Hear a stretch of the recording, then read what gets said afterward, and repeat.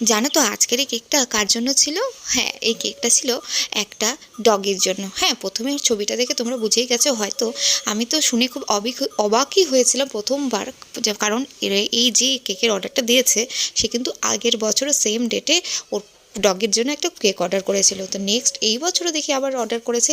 এইবারে কেকটা আবার একটু ছোট ছিল, আগের বছরের কেকটা এবার বড় ছিল। যাই হোক, ফাইনালি ওই ডিজাইন বলে দেয় যে ছবি এরকম দিয়ে দেয়, সেই অনুযায়ী আমরা যতটা সম্ভব সেম বানানোরই চেষ্টাটা করি। তো যাই হোক, ওর কিন্তু খুবই পছন্দ হয়েছিল। তোমরাও দেখো, আমরা কিন্তু ফাইনালি ডগির একটা মুখ বানাতে পেরেছি। যাই হোক, তোমাদের যদি ভালো লেগে থাকে আমার চ্যানেলটা কিন্তু সাবস্ক্রাইব করে দিও।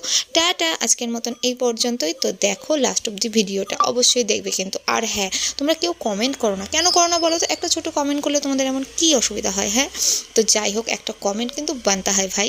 তো যাই হোক, একটা কমেন্ট কিন্তু করে দিও। আজকের মতন এই পর্যন্তই। আবার নেক্সট ভিডিও একটা নিয়ে চলে আসবো। আজকের মতন পর্যন্ত টাটা।